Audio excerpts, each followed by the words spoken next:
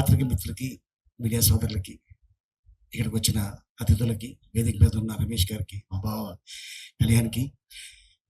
ఈ cinema shooting చేస్తున్నప్పుడు మేము అంత కష్టపడ్డాము రాజస్థాన్లో మాకు తెలుసు. కానీ ఈ సినిమా పూర్తి చేయడానికి వీళ్ళిద్దరూ ఎంత కష్టపడ్డారో అది వాళ్ళిద్దరు ఇప్పుడే చెప్పడం జరిగింది.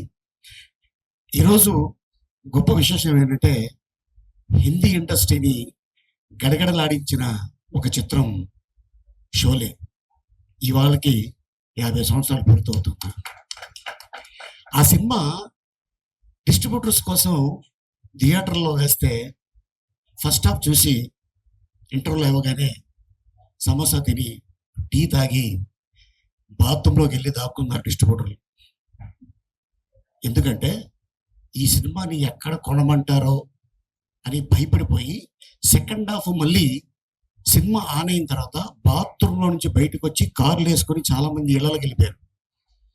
అప్పుడు రమేష్ సిప్పి గారు, జీపీ సిప్పి గారు ఇద్దరు అనుకొని, ఇది మనం అమ్మద్దు, మనమే పెట్టుకుందాం, మనమే రిలీజ్ చేద్దాం అన్నారు. స్టిల్ 50 సంవత్సరాలు కదా, అది 500 సంవత్సరాలు అయినా కూడా షోలే అనే పదం కానీ, గబ్బర్ సింగ్ అనే పదం కానీ, సాంబా అనే పదం కానీ, అలాగే బసంతి అనే పదం కానీ, వీరు కానీ, జయ కానీ డైలాగులు ఏం వాడినా కూడా వాళ్ళకి రాయల్టీ కట్టాల్సిందే. అట్లాంటి ఆ సినిమా ఎలా ఆడిందంటే మీ అందరికి తెలుసు. ఒకే థియేటర్లో ముంబైలో 25 సంవత్సరాలు ఆడింది.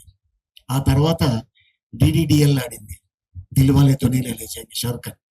తర్వాత ఈ కలేజా సినిమా టీవీలో నా ఇద్దరు పిల్లలు ఒక 100 సార్లు చూసి ఉంటారు. ఈ సినిమా 100 సార్లు.